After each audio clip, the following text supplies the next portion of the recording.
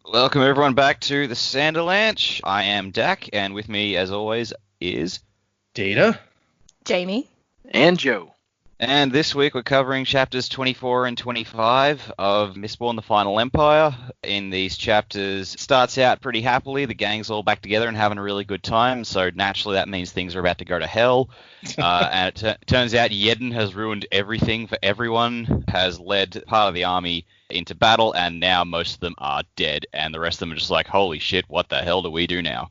So yeah, fun times. So buckle up, strap in, and get ready for the Sanderlanche to begin. My revolution carries me in a moment lost in time. My revolution sets me free. I will flow across the lines. Bring up the brother in me. I'm searching for. So from the first time they introduced us to here's the plan, here's how we're going to do this, we were like, well, they just laid out the whole plan. It can't possibly work. Things are going to go wrong. I don't know if any of you guys expected it to go this wrong as it did in these chapters. So what did you guys think? Boy, did it ever overall? go wrong. It really did. Yeah, no, I don't think I expected it to go quite this way, but honestly, I didn't really know what I expected. I just like, all right, it's going to go wrong somehow. I don't quite know how. And yeah, the fact, all right, now they've lost their entire fighting force because Yeden is just an idiot. And I've got to say, not surprised by that. Not at all. Yeah. We weren't real confident in Yeden's leadership ability at any point during this story. Screw his leadership ability. We were confident in Yeden as a person. Yeah. He's dead now with his head on a spike. It feels kind of mean to just continue to rag on him, but it's true. Yeah, I guess.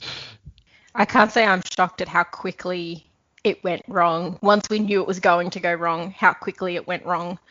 I mean, that's seems to be Brandon Sanderson's style. It's a little bit like Kelsier. If you're gonna do it, you're gonna do it with some flair and be very dramatic about it. But it was, yeah. When they were sitting, not in the bar, in Club's shop, and they're all having a nice time. And they're feeling like, oh, this is all great. I was like, nah, something serious is going to go down. And it did. I was a little bit sad that no one's really got any hope that they were ever going to actually take the Final Empire. They're all just happy that they could die challenging it, which was really sad. But yeah, to lose, 5 out of your 7,000 army, the whole game plan's gone. They got to try and figure something else out now. Yeah, it was kind of a depressing end to the chapter, or to the whole section, really, where he's like, oh no, we just all assumed that everyone was going to die. Good talk. Yeah, so these chapters were a little depressing for sure. I and I kind of like Dak said, they were all sitting there and enjoying being with one another in the clubhouse, in Club's house, or whatever you call it. Club's clubhouse, out of the box, Anyway, they were all enjoying being in Club's workshop and all being together, and I'm like, yeah, this is just spelling doom for them. I feel like something really bad's gonna happen, and then it did.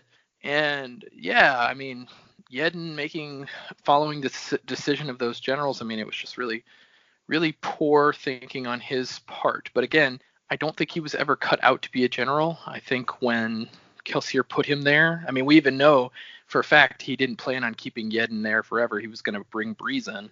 Yeah. But it was it was obviously a mistake to have Yeden there at all. And now you know that your plan is pretty bad when the better option is bring in Breeze. Yeah. Yeah. And honestly, my theory on why he was going to bring in Breeze is that he realized, yeah, these guys may not be able to hold together. I need somebody who can riot them or soothe them all the time so that they can kind of stand together as an army. And I think that's why he had planned on bringing in Breeze later. But anyway, Yeden's dead. Kelsier will never get his luscious blowjob from him.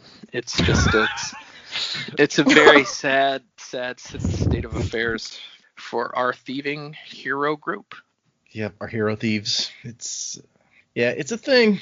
Okay, let's start in on these two chapters. So the very first epigraph on this one is, I kind of like, he's just all talking about how he can still recognize suffering and it still makes him upset. And he's like, if I ever lose this ability to see the tears in a young child's eyes and feel pain and suffering, then I will know that I've passed beyond hope of redemption. Which I think is supposed to be a very nice juxtaposition to the horrible Lord Ruler that everyone hates so much.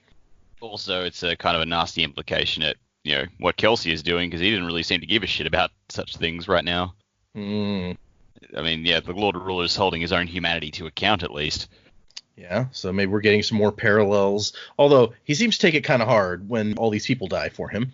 That is true, but that was because they were his people. I feel like the Lord Ruler is. It seems like he's talking about people in general, whereas Kelsey is like, if someone that I have to kill, it's because they're nobility or they've sold out and they're not worth remembering. So interesting. That's true. Yeah. Okay. So yeah, we start out with everybody having fun, hanging out together in Club's shop, and Dachshund comes down. He's like, "Hey, what's this, a party? You guys didn't invite me?" And they're ribbing each other and having fun. Now that Joe said it, I can't not think of this place as the Club's house. It seems like a real missed opportunity, right?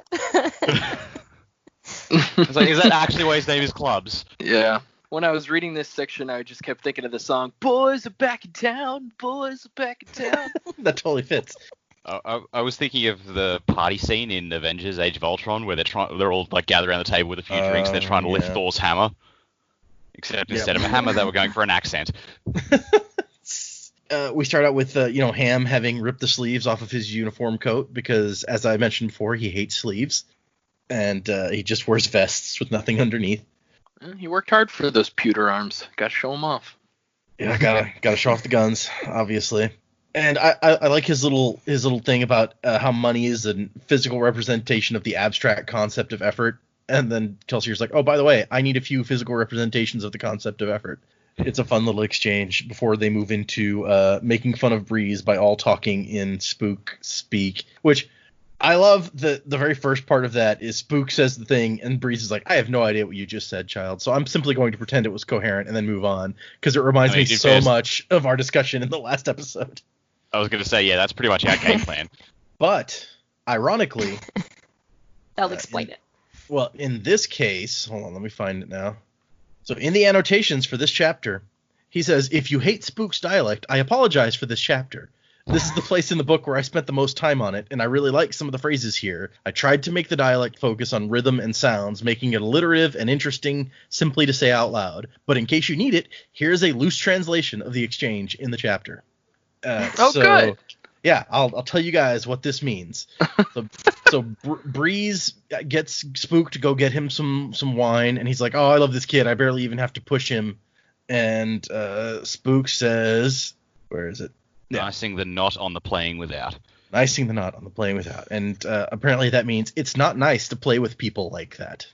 To which that Breeze makes his response about, he's like, "I'm just going to pretend that makes sense." And Kelsier says, "Losing the stress on the nip, nodding without the needing of care," which apparently means roughly, "Oh, don't worry about what he does to you. He's not worth your concern." And Spook says, "Riding the Ryle of the Rids to the right," which apparently means you're probably right. That's the most abstract one for me. What? Yeah, exactly. I was like, that's so far. Come on. And then Breeze is like, "What are you babbling about?" And Spook says, "Wasing the was of brightness, nip the having of wishing of this," which means he wants to be clever. He pushes people around because he wants to prove that he is clever. I don't know where clever comes into that, but and then I think that Kelsier's actually is the easiest to read, where he says, "Ever wasing the doing of this." Like, I get that one. It just means like he's always done that, basically. Now that you've given us the context of the earlier sentences, sure. And then Ham says, "Ever wasing the wish of having the have, briding the wish of wasing the not," which apparently means he's insecure. I think he worries that he's not really that clever. And that's the end of the translation. Because then Dachshund just pulls out some bullshit. Yeah, which they say Just doesn't trying to actually sound mean like anything. Cool. But it totally works, and Breeze is just like, "Oh my god, what is going on? Have I just had a stroke or something?" And then everyone laughs at him because he's fun to make fun of. But then at the end of it, Spook says something in perfect fucking English. He does. Yep. And I was like, "Well, you can do that. You've been able to do that this whole time." Yeah, You've done that that's the thing twice that now, buddy. Right. I think that's the thing that pissed me off the most. It's like, this kid obviously knows how to speak regular English. What's wrong with him? Just speak English so everybody can understand you. Like, I understand if you're with your friends and you all speak that dialect and you know what's going on. I get it. But when you're in regular freaking company, speak English. It just makes me think there's a Robot Chicken sketch where like Yoda is on one of the ships and he's giving directions in his typical Yoda speak, and one of the clone officers kneels down next to him and is like, look, I get what you mean, but we're in a battle situation where clear, concise instructions can mean the difference between life or death. So can you please just maybe like dumb it down a bit for the rest of us so that we're all on the same page? And Yoda's like, that's a good point. You give me a lot to think about. I like, that sounds like Robot Chicken. All right. Yep. I love, I can see the comparison there, but I think in this case, it's a fun scene of using this because it's just to make fun of Breeze, like the whole thing. I do like making fun of Breeze, so now I'm conflicted. Breeze just like gives up. He's like, whatever. It says he rolled his eyes indignantly and shook his head and muttered about the crew's gross childishness. So, but I think they make it pretty clear from a couple of little bits in here that this is supposed to be a straight up contrast to the earlier chapter where Vin is standing outside watching them have fun and to show how far she's come. Yeah, well, she makes that comparison herself. Yeah. Like, she's just like, oh, man. Although it didn't click initially because she's like, oh, she imagines she see a figure at the front. I was like, oh, fuck, they've been found. No, it's a nice little moment of recognizing character growth over 6 months. Yeah.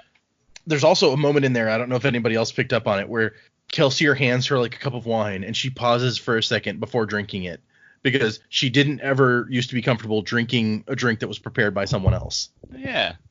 And so that was a smaller little note to that same character growth.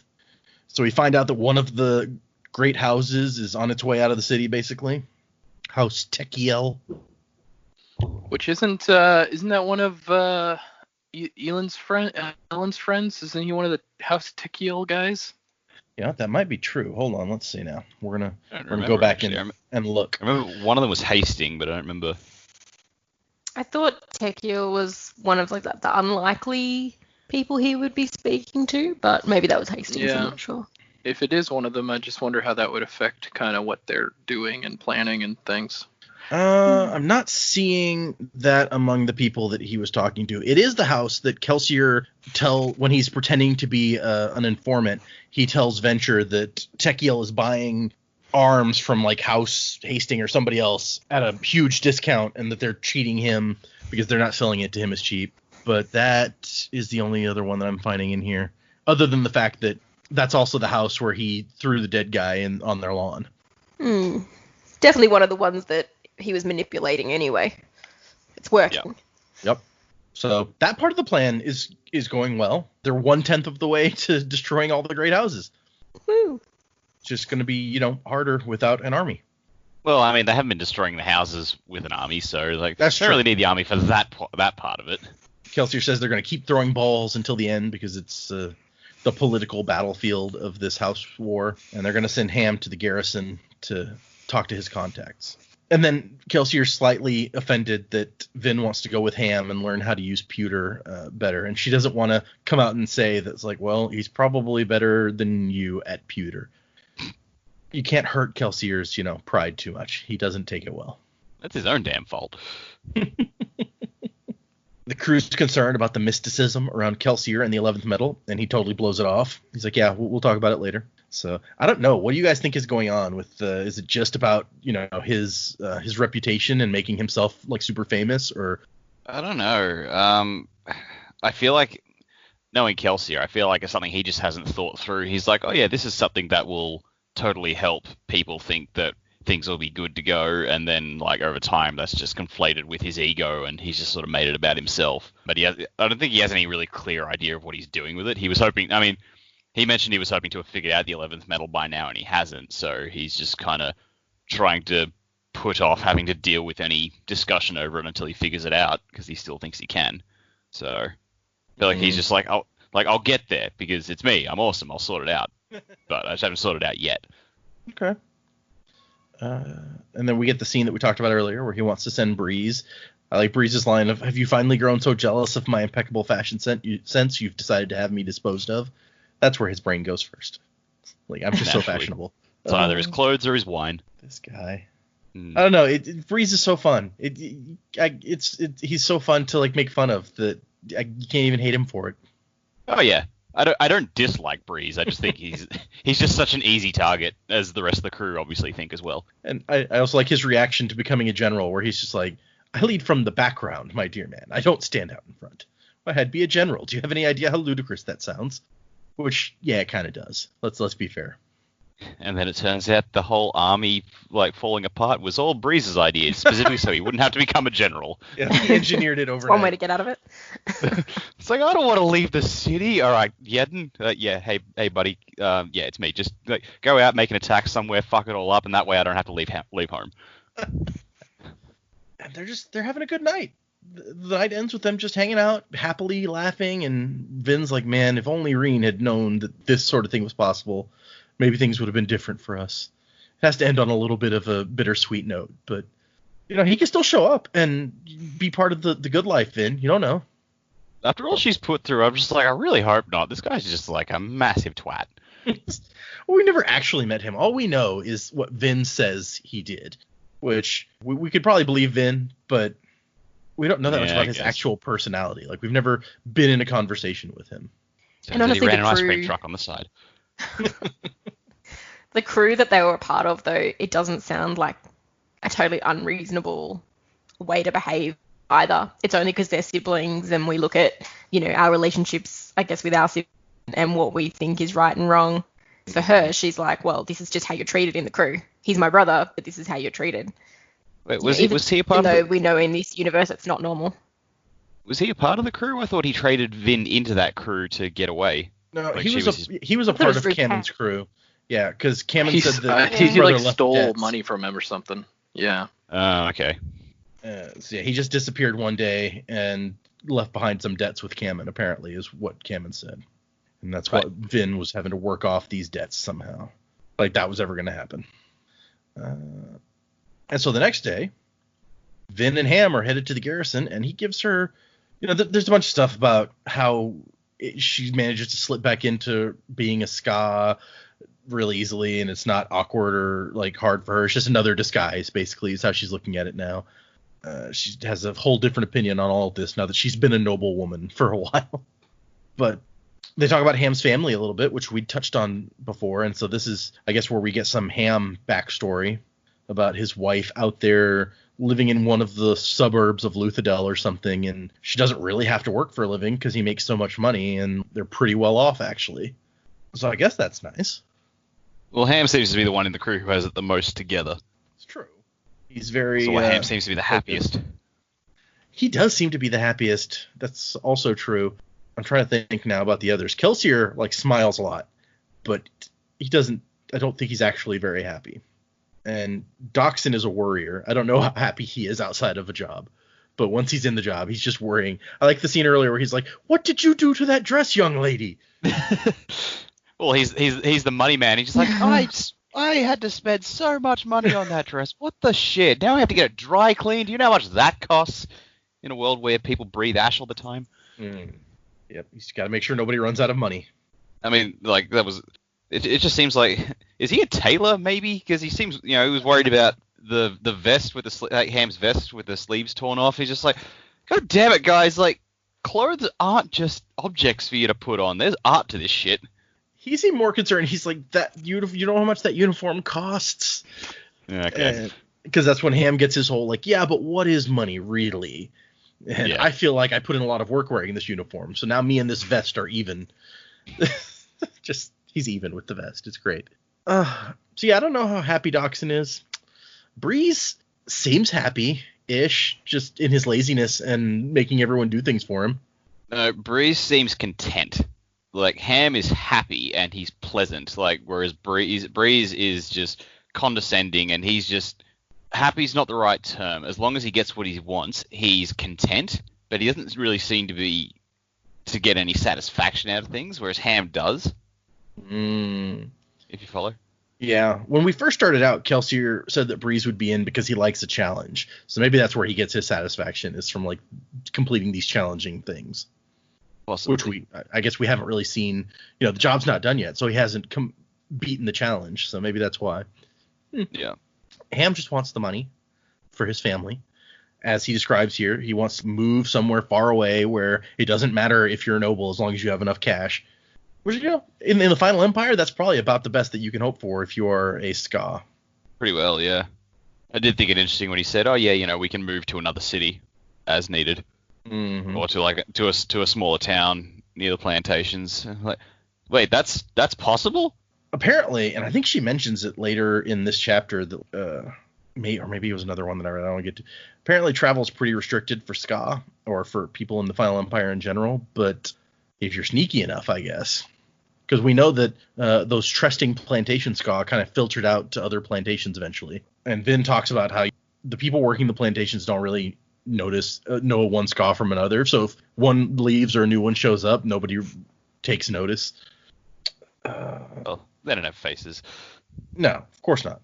That's why the guy in the trusting in the prologue sees Kelsier look up and give him this defiant look, and then he's like, a minute later, he doesn't remember what that guy looked like because they're all just skaa to him. Yeah. These people. And the most interesting part about this to me is, other than the fact that he's just, I'm in it for the money, and that's what Kelsier and Kelsier and Mare, that was their plan originally, but they never quite went there. But the part that I find interesting is when he talks about how he can't tell anyone where his family is because the ministry would track him down. And she's like, why would they go to all that trouble? And he's like, well, I'm a misting, so all of my descendants will also have noble blood, which means they could be allomancers. When an inquisitor kills a misting, they make certain to wipe out his children too. So that's hardcore, but not at all surprising. It also just shows Ham he thinks about the possibilities and he's taken everything into account. He's done everything he can to make sure they're safe. Yeah. He's not just he doesn't just think at the moment. He thinks for every possibility. So he's actually, yeah. No, I like that. I think he's just he's not just the blasé happy guy. He's also the smart one. Mm-hmm. Mm. And we talked about last time how they were going to change Ham to a woman in the movie, and this was another thing that people were pointing out. They're like, but Ham's backstory is like this. How could they do that if it was a woman? And I was like, well, really easily. Yeah. Clearly, Ham makes enough money that if he was a girl and he got pregnant, he could take a few months off to have a kid and then leave the kid with his significant other. It's not really, I don't feel like it's that big a deal, but I don't know. Other people no. It's a non-issue. Yeah, I think I still see no issue with Ham being a woman. It's just a commentary on those readers that don't have any creativity in their own brain. They're like, no, it's got to be this two-dimensional character that I read on a page. Can't be any different. Yes, yeah. So people, they don't like change, especially to something that they really love. I watched that. Did we talk about that before? I don't remember. I watched the Artemis Fowl movie with the kids, and God, was that a piece of crap. I've heard that. I know nothing about the books, but everyone I know who does says it was just the worst. I like the first book in the series. I found it pretty enjoyable, and it has fun characters and a clever plot, I thought. But the movie's just it's so annoying. But there's a lot of books in that series, and they get weird afterwards because in the first book, his whole thing is he's a criminal genius, and he's a criminal, this 11-year-old criminal or something, and he has this plan to commit a crime, basically. So he's not really a good guy. And then in subsequent books, they had to kind of change it so that he was a good guy because he's the main character, which kind of neuters the whole thing for me, but whatever. We're not talking about those books. I'm sorry. We can't have the protagonist for kids book be a bad guy. What's that? Darth who? No, nothing. Hello and welcome back to the Artemis Fowl podcast. No. My name is Joe. I don't want to read most of those books again, so. And that right there says everything we need. Yeah. I mean, the first book I've read several times. Like I said, I like that one, but the rest. Anyway, so Ham gives her some tips on burning pewter. Basically, use it sparingly at a couple moments. I've been waiting for this for freaking ages. For some reason, I thought Ham would be one of the first ones she went to for tips. Well, and sadly, we don't get to actually see him demonstrate any of it, but he does give her a nice long kind of overview of it. So I don't know. Do you guys feel that if that was Ham's "this is my thing" scene, that we got enough out of it, or do we need some more? Well, I mean, she gets to use it when she and Kelsey are doing the mad dash. She still remembers some of the principles there, so it wasn't she just uses it completely contrary to how he says to use it, though. It's kind of like, okay, this is everything you've just learnt from Ham. Oh, yeah, okay, don't do that. We're going to do this. But I really liked that Ham's lesson was a little bit more of a, or less of a hands-on, this is how you use this metal. It's about being smart and when to use it, and sort of the subtlety of it, and that, like, you don't want to just go all out and burn your pewter because that'll give you away, but be smart about it. Use it towards the end, or use it just to balance yourself. Little bursts are the way to go, which I thought was quite a good thought, especially for something where you're like, oh, this makes me strong and fast and balanced and like all these good things, but it's like, just wait, take a minute, think it through, only use it when you really need to use it. It's going to be more of an asset to you that way. And having Ham be the one who's like puts a lot of thought into how he uses his metal kind of totally fits, doesn't it? Oh, absolutely. I also think like it's just really nice to have, in most works of fiction, you have the person whose main characteristic in a fight is their strength. They just are the strong person. And those people are usually unintelligent, just, big, dumb bruises. So I always really like it when you've got the character who is stronger than everyone else, who's also really smart about how to use it. It makes them so much more dangerous and interesting. I agree. Then they have a conversation about the people who serve in the garrison. And so basically, like, these are the Lord Ruler's army, and it's all these skaa who have kind of sold out and gone to work for the Lord Ruler. Technically, the Lord Ruler owns all of the skaa, so I don't know how much it feels like a selling out to me, but I don't know. What do you guys think?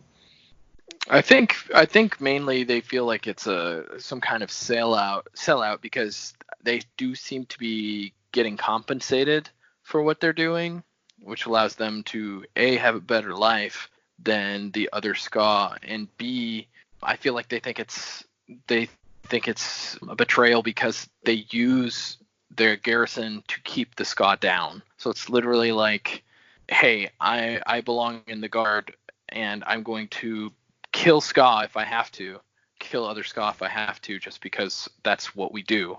We got to take care of the skaa and make sure that they don't start any trouble. And he does say, he's like, these are mercenaries who have been hired to fight. They'll attack friends or even relatives in a riot or rebellion. Soldiers just learn to understand these kind of things. That's a little hardcore too, but I guess it makes sense in mercenary terms. It turns out Ham recruited a couple of these guys to be, officers back out at the caves, the ones that he thought he could talk into it. Which says a lot about how smooth Ham must be as an operative to convince people whose job is to put down rebellions like this to go and join one without the rest of the garrison noticing. That's a good point. I hadn't thought of that. Because it just seems like, oh yeah, these are the guys who are going to kill us when the plan starts to come together. I'm just going to pinch some of them out, and like it's one thing to convince some of them to go and join the rebellion. It's another to do it without the rest of the garrison finding out about it and putting Ham down for good. Yeah, I guess you must really have confidence that these guys are not going to betray you if you're going to reveal this to the exact people who would be in charge of killing you for it. Yeah. That takes some guts. Okay, so we get to the garrison where he's going to claim that she's his niece so that she can watch him kind of spar. But it turns out sparring is off the table for the moment because it's still a secret at this point, but there was an army of skaa rebels that appeared and attacked Holstep garrison up in the north. And so the Valtrue garrison has been sent, 5,000 soldiers, but we're sending the Luthadel garrison out as well, and they want to hire Ham to join up and go and put down this rebellion, which he agrees to. And the chapter ends with Vin being like, oh no, our army's been exposed. They're not ready. They're going to get massacred. This is horrible. So at this point, before you move into the next chapter, what are you thinking as you come up to this? Shit. It's all pretty bad. Yeah, I was honestly like, why are they doing this? Who told them to go and attack this garrison? Like, why did they do it? I knew exactly who told them. I was confused because for me, like, Yeden, this whole book seemed kind of like a timid figure to me. He talks a big talk, but he also, I feel like he's not the kind of person who would take action very quickly. So he has just been put in charge of a successful project, though. Right. And I know in the next chapter that they talk about, Kelsier gave them all of this hope, but Yeden was really taken with that and was like, oh, this is amazing. You can give your powers to us. Like, we're going to win this thing. Like, he's just filled on this. Yep, we've got this. Let's go. Let's do it. Yeah, last time we saw him, he was all about the whole, yeah, we've got this. We're going. We are going to win. Yeah. I was They've been more successful. They've been more successful than any other rebellion army has been, or any other rebellion effort has been to this point. I think he's a bit drunk on their success so far, and he made a bad call, like a really bad call. But he's obviously not thought it all through, and it's just led them to their doom. So at the end of the first chapter here, have you already given up that the army, like, she's like, these men are going to be slaughtered or whatever? Have you already given up on the army, or do you think that maybe they'll find some way to, like, salvage this? We wouldn't have a story if there wasn't some level of hope here. So I didn't think that the entire army would have been wiped out. I think this is their plan down the drain. Like, they've got to come back with something different. But I didn't think they'd be all gone. It would cripple them, but I don't think it would destroy them when I got to that point. Okay. I was just curious, since at this halfway point, what you guys were thinking. I feel like when I first read it, and it's been a long time now, but I feel like I was like, oh, well, this army is like the whole plan, basically. There's no way that they're going to lose it right here. They're going to come up with some way to get around this. But no, they pretty much all just die, which was probably a big surprise to me the first time I went through. But anyway, we move into the next chapter and the epigraph, which I really like just how kind of dark this epigraph is, where he's like, no man dies by my hand or command, except that I wish there'd been another way. Still, I killed him. Sometimes I wish I weren't such a cursed realist. So he's like, yeah, I kill lots of guys, and I'm not happy about it, but, Gotta which do it. In a way is kind of different from Kelsier, because he seems real happy about killing those noblemen. Mm. So we start out with Kelsier. They're running some damage control. Our main hideout club shop should be secure unless they capture Yeden. Breeze, you got to go tell all the hideouts that we recruited at that the ministry might be showing up soon. Warn Renu, but we don't want him to pull out. That's going to be a last resort. And Ham, you're going to go join the garrison, just like you said you would. We need somebody there.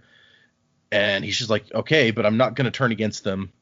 If I agree to fight with them, I'm not going to suddenly start killing them. And Kelsier's not happy. He's like, but I sincerely hope you can find a way not to kill any of our soldiers either. And he's preparing to go, and he asks Sazed how much speed you have stored up, which I thought this happened in our previous discussion when they were talking about the different things you can store. And I totally mentioned speed in that episode, but I think this is where it comes up that Okay. he used up all his speed that one night, and so he hasn't had time to store more than 2 or 3 hours since then. Because apparently speed is hard to store. Who knew? Like, how do you even how do you picture that happening where he's storing speed? I would assume he has to not move at all.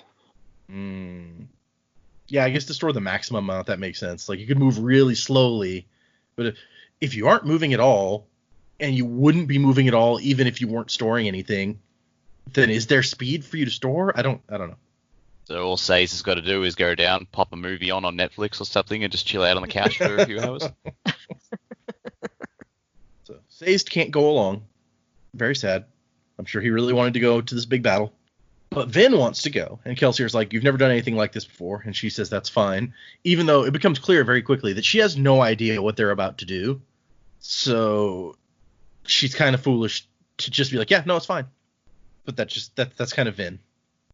And so we won't go into all of it, but basically they eat down a lot of pewter and then they run for 16 hours straight. Which they're just going through in daylight, running down these streets.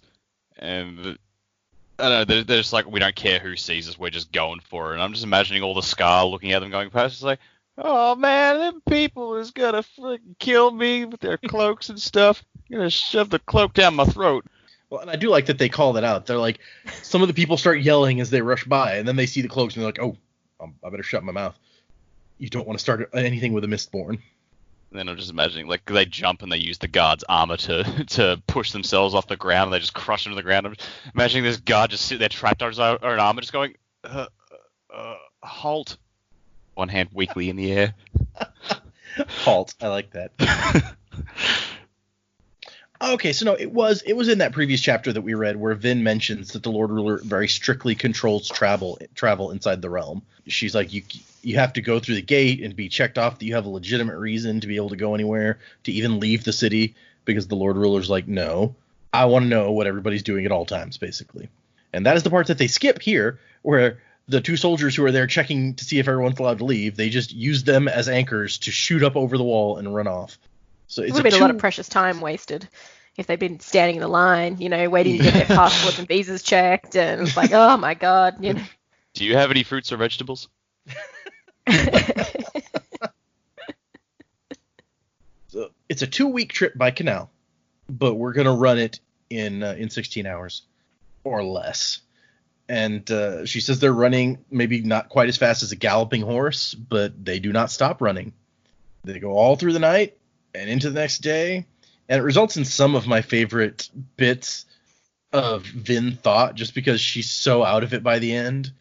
She's like, I'm going to die.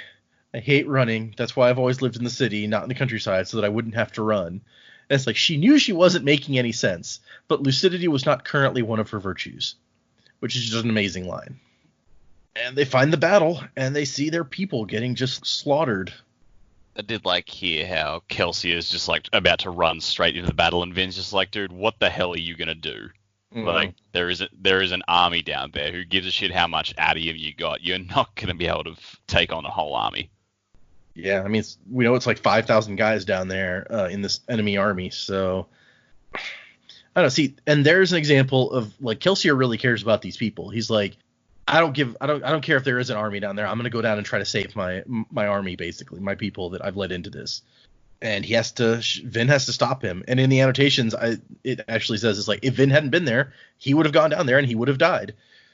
And that really would have been the end of the plan. So he's become a little more cautious since Vin got hurt, but he's not. He's still Kelsier.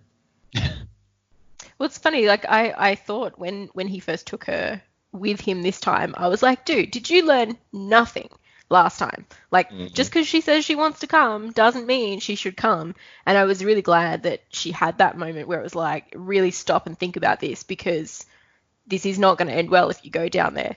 And it's like, well, she did have a purpose in going, and how drastically it would have been different. Like, you're right, he would have died. There's no way he would have made it. And even if he did make it, he would have gone down there and exposed himself and exposed who he was now. I mean, because we know he's the survivor of Hassin, but does the Lord Ruler know that he's now?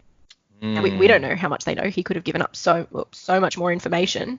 So I was really glad that her being there was actually having a positive impact on what they did. As sad as it was to just watch the rest of their army die, it was, if she wasn't there, that would have been it.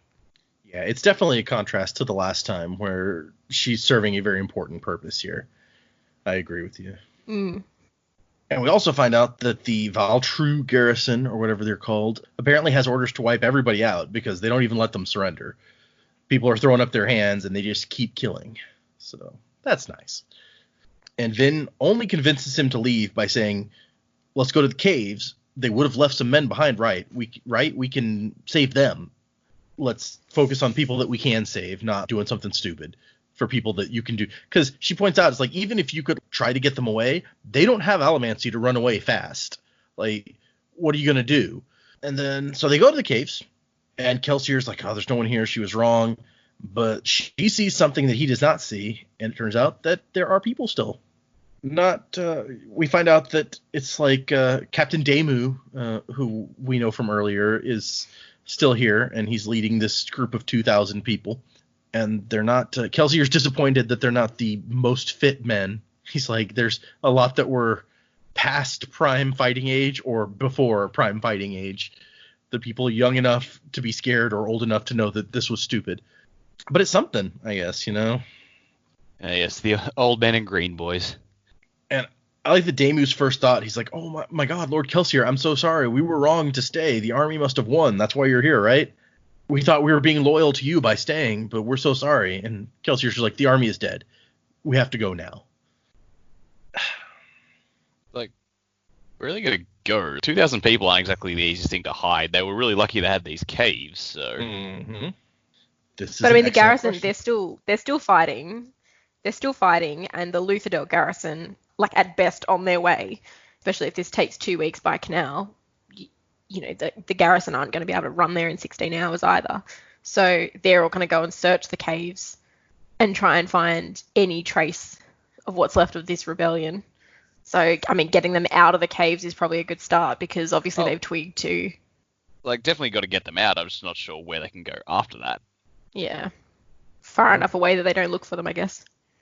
So, yeah, I guess the question there becomes, it's going to depend on what is going to happen next with the plan. Like, are we going to use these 2,000 men in some way in the plan that we've created? In which case we have to try to find someplace to keep them close.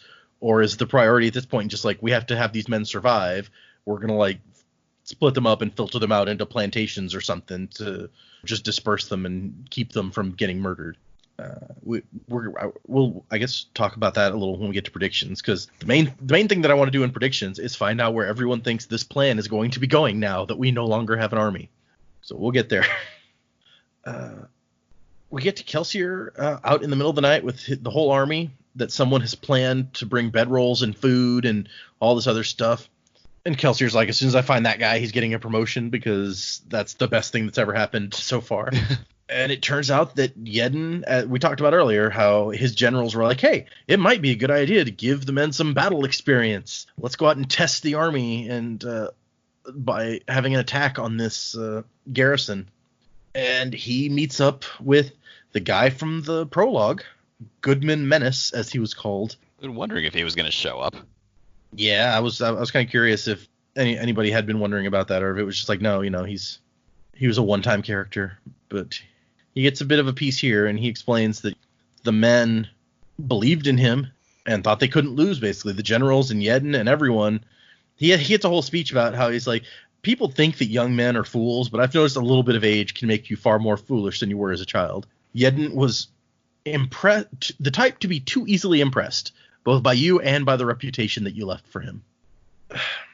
So this is an aspect of that earlier, like we talked a lot in that earlier section about the crappy stuff that Kelsier was doing and how he was going to like murder this guy to give the army hope.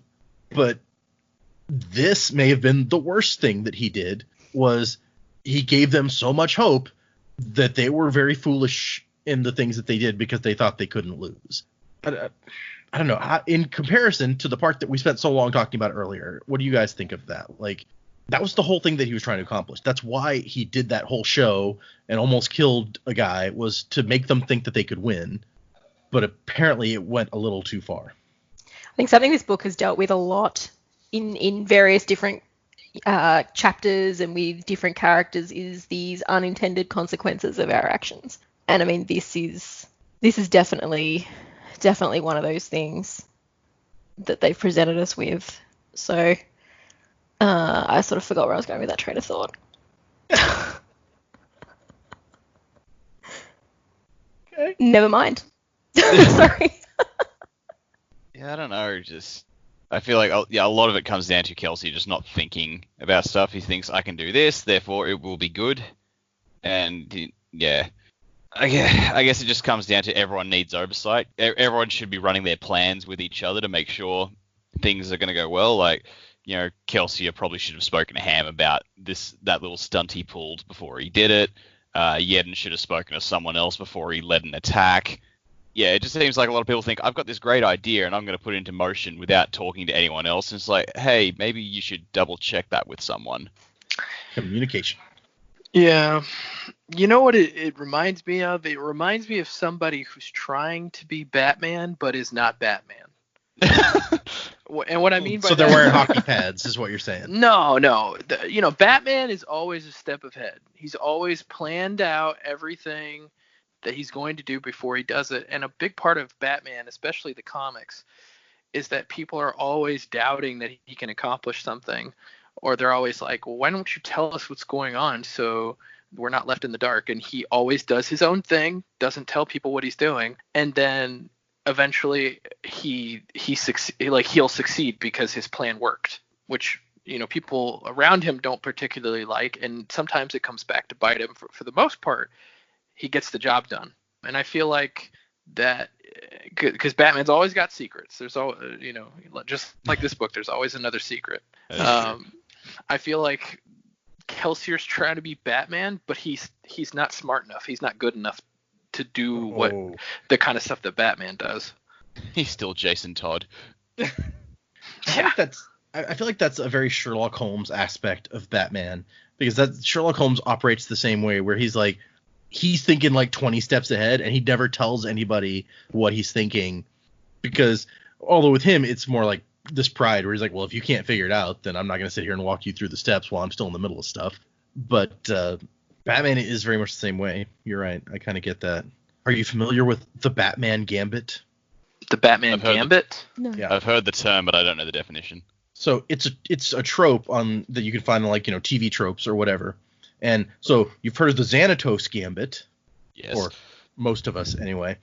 For anyone who is unfamiliar, the Xanatos Gambit is from Gargoyles, where Xanatos sets up every plan so that no matter what happens, he wins or gets something out of it. So his main plan might be like, you know, destroy this thing. But even if he fails to destroy that thing, it turns out he's got something in place to take advantage of the fact that that thing wasn't destroyed. So that's how Xanatos sets up his plan, so that every result ends in a win for him.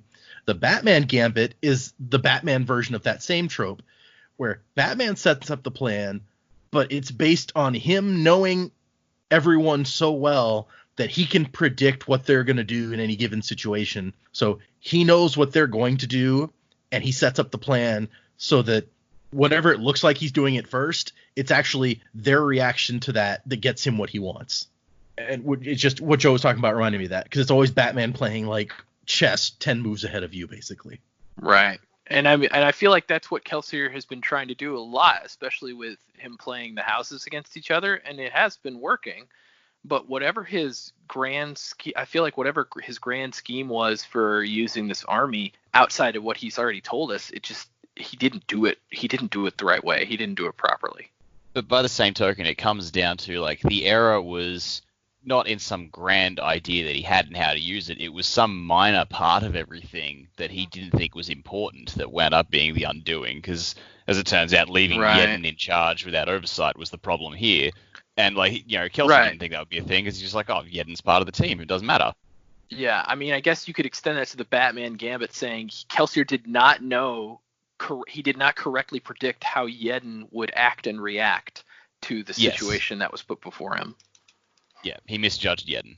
Well, and I think it goes a lot to your thought about communication that you had earlier, because we saw during that scene with Kelsier where he claims that he can, like, lend them his powers to help them win the battle, that Yeden, who is theoretically a member of the crew and should be in on all the little secrets, he doesn't know enough about Allomancy. He's like, oh, what? You can really do that? You can, like, share your powers with everyone? That's amazing. And instead of saying, no, hey, Yeden, let us let you in on what just happened here, Ham's like, Yeden, shut up and go back to eating.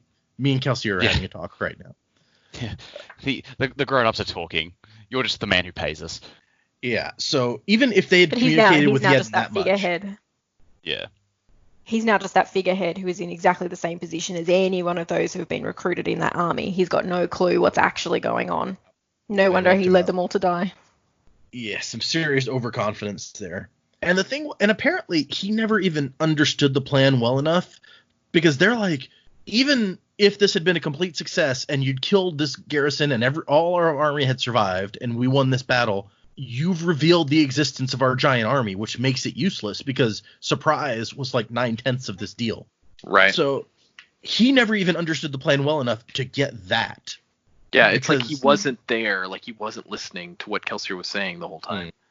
So Yeden started out as almost Kelsier's excuse, I feel like, to do this. He's like, we found this guy that wants kind of the same thing Kelsier wants, and so he can use this as the basis for this job to bring these other people in, that the rebellion is funding us and we're going to do this job. But he was always treating Yeden as kind of a piece on the board that was not a part of the team, no matter how much they called him a part of the team. And he ends up with his head on a pike for his trouble. Although, fortunately, it means that they probably didn't have any time to interrogate Yeden and find out all of the secrets that he knew. So that's good, right? Capturing him would have been worse. Yeah. Worse for our friends, anyway. Yes. Kelsier says that they're going to split the group up and send them back to Luthadel in small groups to lose them among the skaa population. So I guess that answers the question about what they plan on doing with them. I'd forgotten that line was in here. And Menace advises him to know when you've done enough, or know when to quit, basically. And Kelsier is having... This whole scene starts out with Kelsier being very introspective for maybe one of the first times that we've seen, where he's thinking about, did I do something horribly wrong here? Like, I led all these men to their deaths, basically. They went into battle thinking they would have some sort of divine protection from me, and that's all my fault because I basically promised them that was the case, that I would give them magical powers to help overcome this thing. And I don't think we've ever seen him that introspective before. He's just like, I'm messing everything up. He even thinks to himself, the job is dead. We failed. The army's gone. There's not going to be a rebellion now. We're not going to take over the city. Yeah, and it's interesting to me because he's having all these thoughts. It's interesting to me, the thing that brings him out of it is somebody basically telling him the same thing. It's like, yeah, you were trying to do something, and at least the skaa got a victory out of it. That's more than we've had in decades.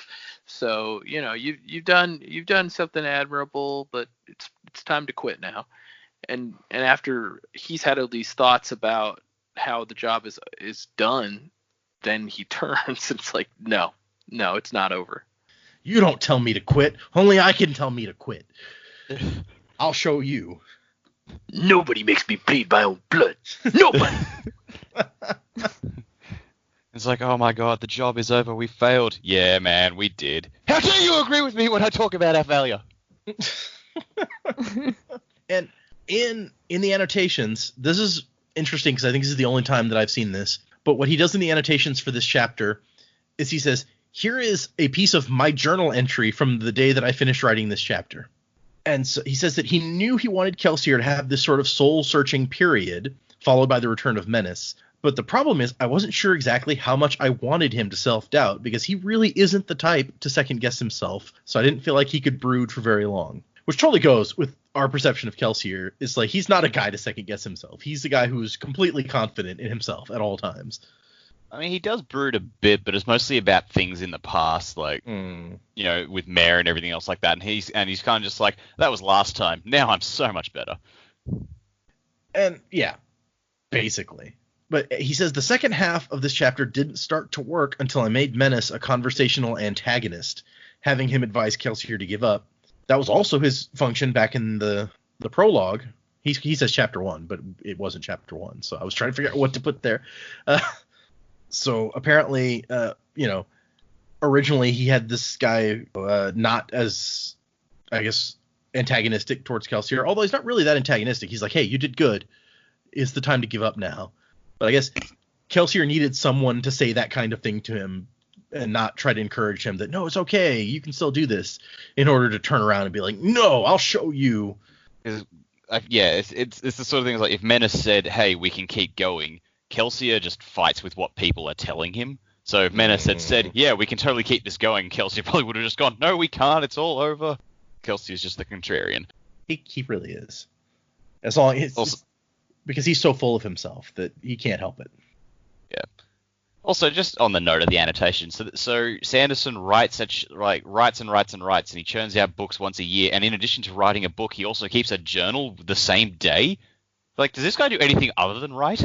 Yeah, and see, I think maybe he didn't do the journal for that much longer because, like I said, that's the only time I've ever seen that. But it's interesting that you say that because he did annotations for several books on all three of the Mistborn trilogy, Elantris and Warbreaker. And then at some point it was like, I just realized I was spending so much time going back over these chapters and writing up these little notes that I could have been spending writing another book instead. And so at some point he stopped doing the annotations. So we'll enjoy them while we have them. But yeah, he writes a lot. And the way that he describes it, when he gets tired of writing something, he winds down from that by writing a different thing instead.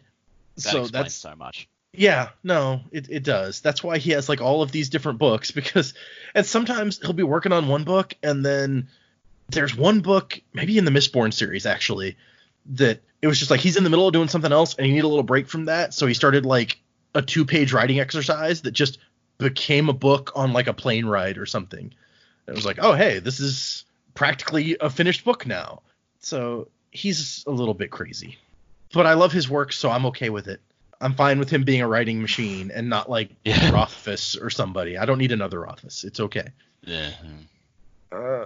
Sorry. Back to what we're talking about.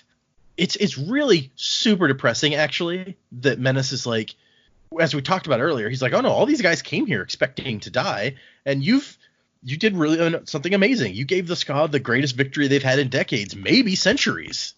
And that's what really sets Kelsier off, where he's like, this is what is wrong with our lives, is that the pointless death of 5,000 men is the greatest victory in decades or centuries.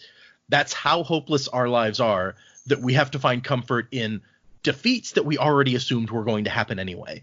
And so he's just like, that wasn't a victory, Menace. I'll show you a victory. Tomorrow is another day. And that's the way that we wrap up that chapter, is just being like, no, I'll show you a victory. And he's like, he wasn't going to walk away. He wasn't finished yet, not by far. And that's the end of part 3. Oh, no. Stomach clenches. Ominous thunderclap. Boom, boom. So any final thoughts on these 2 chapters before we move into, I want to get everybody's predictions on what exactly is going to happen to the plan at this point. Final thoughts. Spook. No, I'm just kidding. You could cut that out.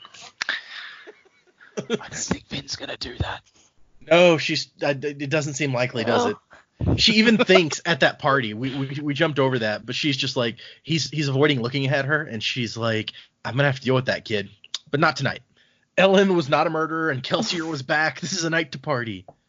That's her boyfriend material threshold, is not a murderer. Not a murderer, and only had sex with a prostitute one time. My kind of guy. I did, for some reason, when reading this bit with Menace coming back, I have absolutely no idea why, but as soon as Menace started talking, I heard Sam Elliott's voice. I can see that. I don't know why. That didn't happen in the prologue. Just all of a sudden now, it's just like, here we go. Sometimes you get the bar, and, well, sometimes the bar heats you. He's like, Kelsier, do you have to use so many cuss words? Kelsier's like, what the fuck you talking about?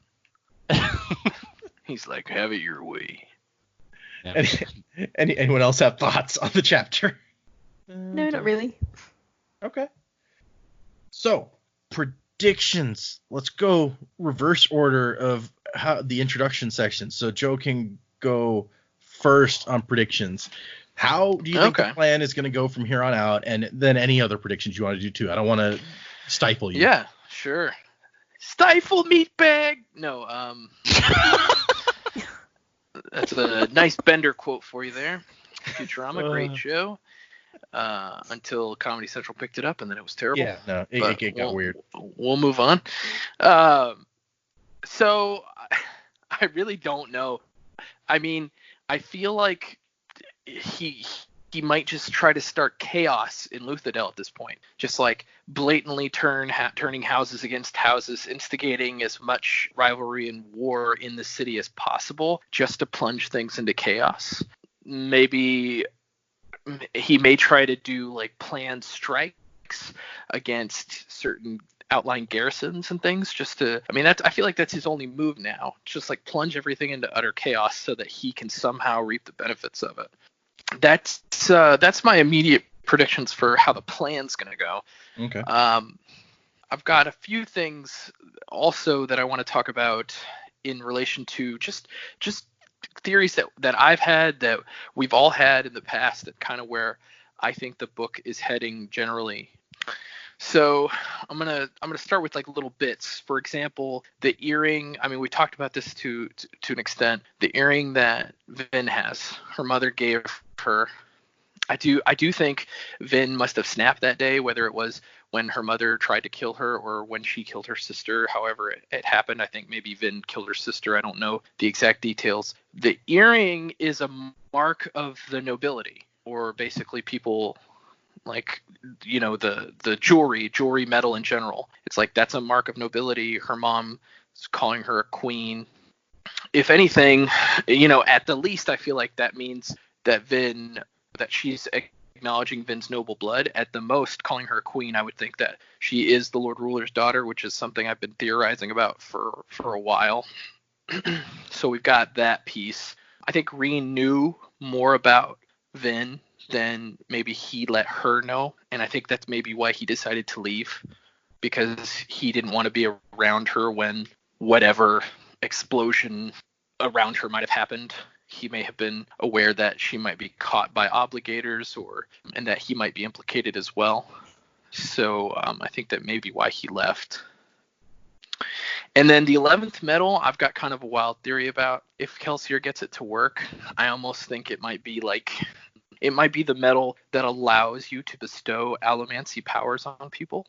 Kind of like an Avatar spirit situation from Legend of Korra, where it's just like all these people, he's going to somehow he's going to somehow figure out how to harness the 11th metal and use it to give allomantic powers to like tons and tons of people. So those are my kind of predictions for maybe where I think the book is heading. I think you could probably, Ham mentions in this book, or in this chapter rather, or the previous chapter, that basically if you have a couple thugs and like 2 or 3 coin shots, you've got like a mobile army that can take on like a huge force. Right. So if he found a way to give people allomancy, that 2,000 person army that they have could definitely turn into something pretty intimidating. I mean, like, there could be a 12th metal which lets you take allomancy away. Now we're really getting into Avatar territory. It's like bending the spirit. Blood bending. Spirit or blood bending. But it does make sense. Like, if like they make a point that the metals have opposites of each other, you know, like there's the push and the pull. So if Joe's right, and I like that idea, the 11th metal can grant allomancy, because like that would explain how the Lord Ruler does it. So presumably there would be something else that allows him to, you know, Lord giveth, Lord taketh away. Yeah, or maybe the reason he thinks it's the only thing that can defeat the Lord Ruler is because that is the metal that takes allomantic power away, and maybe the 12th one is the one that gives it.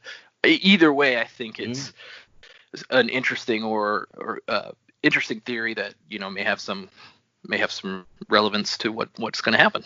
Yeah. The two of those being a pair totally makes sense, given what we know of allomancy so far. And we still don't know what the 9th metal does. Just throwing that back out there. We don't know what it does. They haven't even mentioned it yet. No. Yeah, that's true. That's weird to me that they haven't mentioned it. But I mean, I can only imagine that if we're talking about seeing the future, that it would follow that it allows you to see the past, which maybe they don't talk about it as much because it's not as useful as a tool, at least not directly to Kelsier. I was going to say, if anyone would find that ability useful, it would be Sazed. Oh, he would love you that. You can see the past. Oh my God, let me grab a pen. Tell me what you see. I do think it's a bit odd that no one, like in the book, has really asked about it from memory either. Like, especially Vin learning about all these metals, you know. And I know she's not really strong with math, but surely she should know there's a difference between 8 and 10. Like, something's in the middle there. What are we missing here? She's not good with math. She's not good with reading. She's not good with running. Like, she's running out of abilities here. It's like she never went to primary school.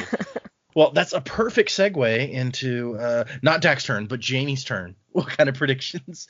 What do you think is going to happen with the plan, and what other predictions do you have? Yeah, okay. So the plan, I think, I said they've effectively lost half of the army that they were intending on putting together. They've got 2,000 left behind and 7,000 accrued so far.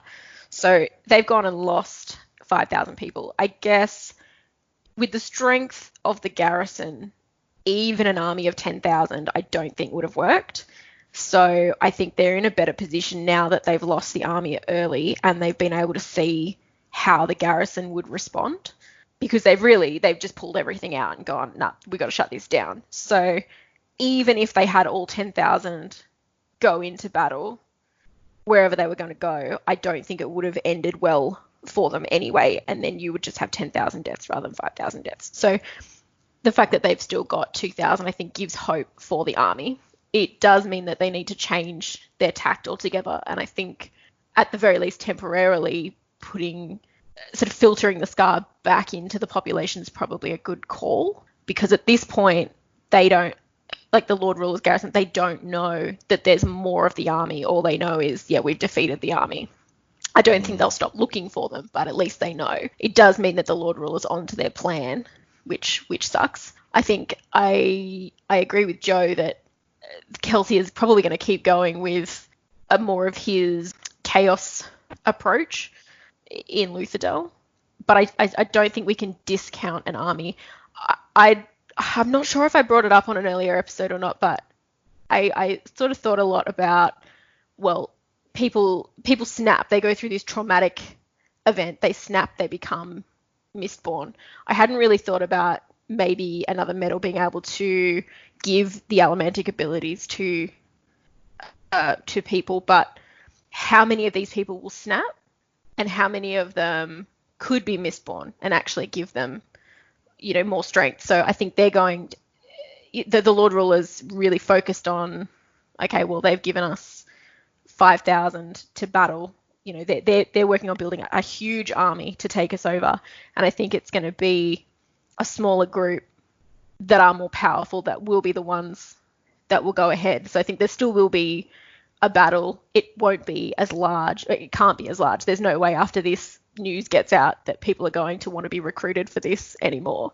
But with the people that they've got, they may still have people who are willing to go through with it. And if some of them, I don't know whether you would snap just knowing that your whole army's dead, or whether it's something you've physically got to be a part of or see for yourself, or I don't really know how that would work. But it wouldn't surprise me if there's a lot more of these people who turn out to have Allomantic ability that will be able to be put into use into a plan in the future.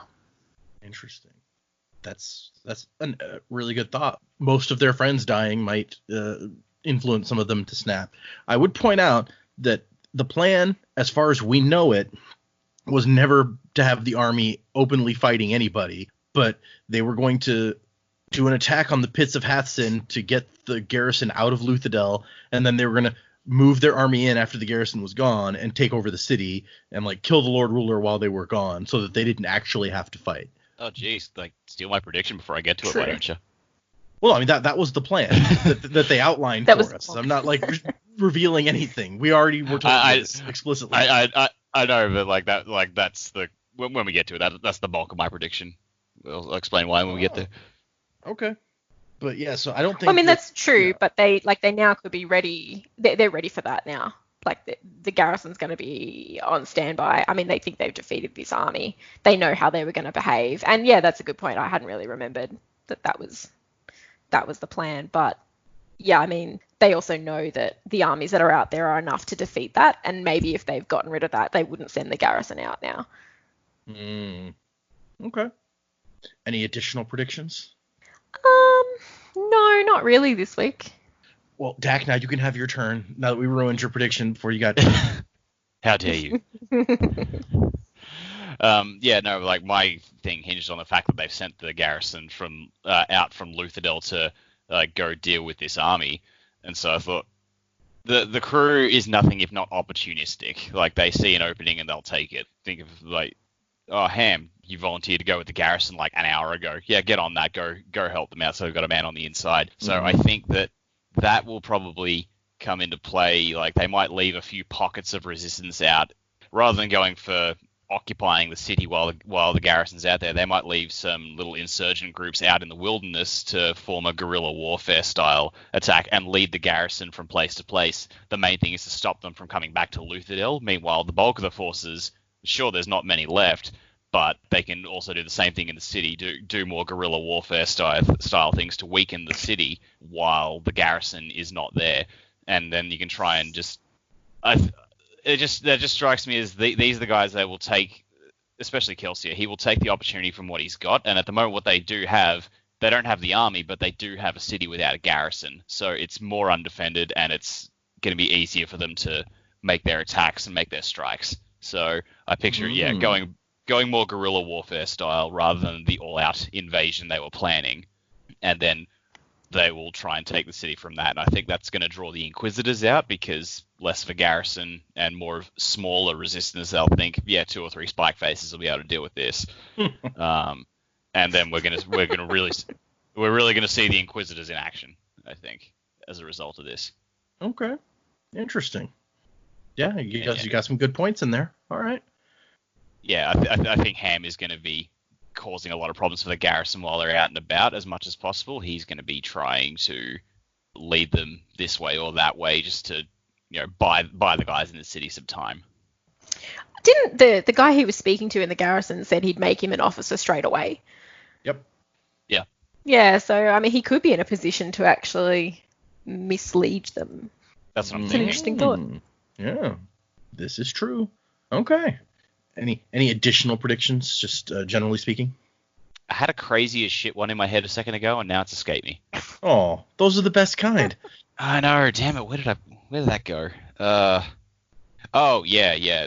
It's just thinking of people using different allomancy for things. I just see Kelsier getting more and more unhinged and doing crazy shit with allomancy, so I picture him just standing behind a table full of swords when people come through the door, and he just goes, all right, push, and all these swords go flying and pin the dudes to the wall. And then for some reason in my head that spiraled into Kelsier going into the tunnels and trying to use allomancy to pull foundations out of the wall so buildings start collapsing on each other.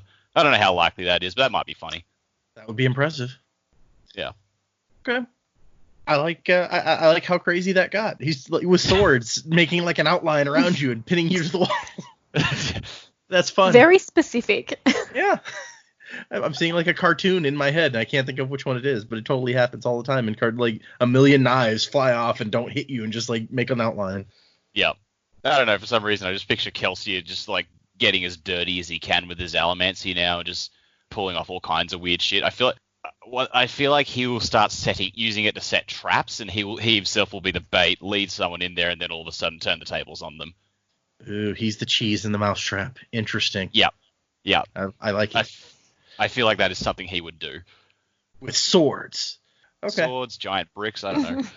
Well, he can't move bricks. Well, with Pewter, I guess, in strength he could, but not with like, magical movement, force pulls and things. Well, just imagine he's got like a pallet of bricks set up, suspended over an empty space, lures someone into the empty space, and then flings a knife up to cut through the rope holding it up. Yeah, okay. Like Marconi in the second Dresden Files book when he throws the knife. Yeah. Okay. There's a random reference that I threw in just because people won't follow it. Okay. I like all of this. This is all going to be fun and will be fun to see. And this leads nicely into the next thing where we got a couple of emails that I was just going to bring up. Yay. One of which was a genius idea from hold on, let me make sure that I'm saying the right person.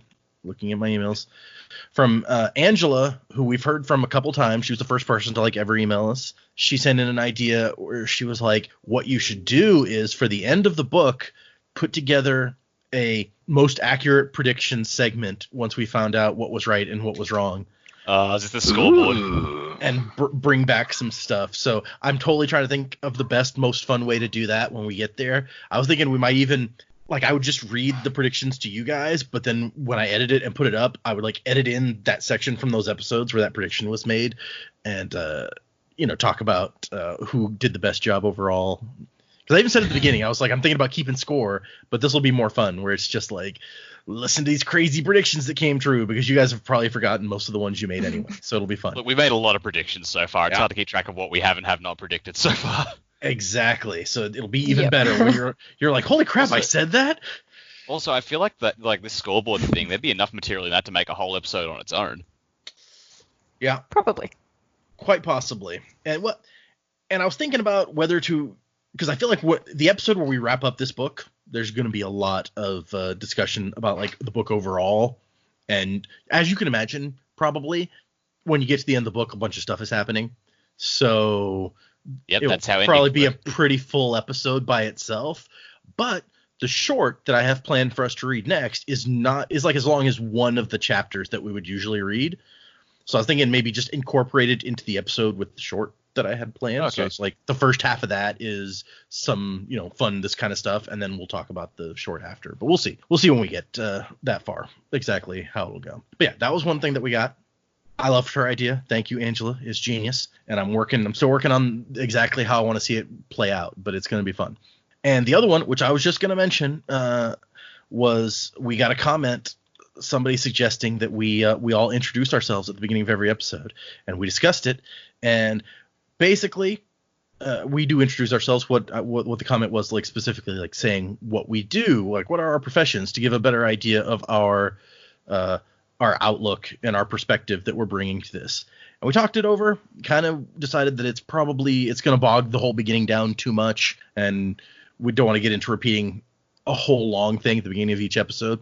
So not taking that particular one, but I didn't want I have to find his name again. I didn't want anyone. Blue Priest was the person who gave us that suggestion. I don't want anyone feeling like we weren't listening to all the things that we're hearing. We are. I just can't promise that we will take all of the suggestions. So there's that. Appreciate the suggestion. Didn't think yeah. it was feasible.